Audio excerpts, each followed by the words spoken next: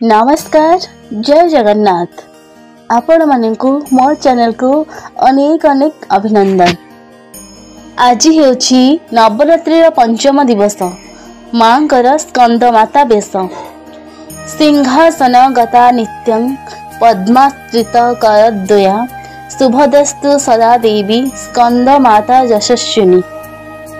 देवी स्कंद माता हेउछंती माँ दुर्गा का पंचम अवतार। नवरात्रि पंचम दिन में देवी संस्थापित होती। माँ का आराधना करने द्वारा जीवन में सुख और शांति लगी रही है। सिंह वाहिनी नाम प्रत्येक देवी माँ स्कंद माता निज भक्तों को मोक्ष प्रदान करथंती। देवासुर संग्राम सेनापति भगवान स्कंद कुमार कार्तिकेय माँ होथिबारु एही देवी को स्कंद माता भावे जनाशुना।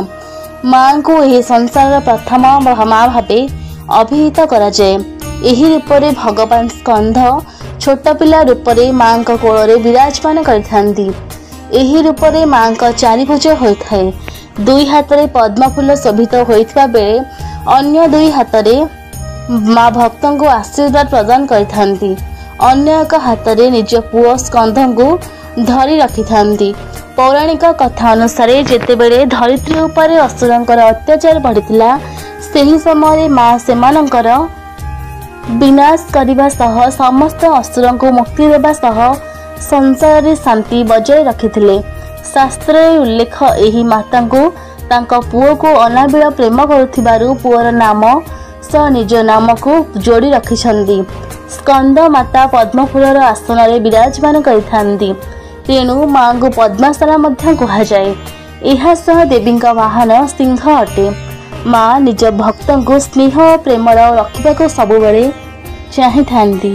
तेणु माँ को प्रसन्न करने को हेले धड़ा वस्त्र परिधान करी पूजा करने दरकार। पूजार विधि सर्वप्रथमे पूजा करने पाई व्रत और संकल्प नियंतु। एहा परे हाथ में दुब और फूल चाल धरी माँ का मंत्र जप करी आवाहन करंतु। एहा परे देवी को सिंदूर टीका लगाई दियंतु।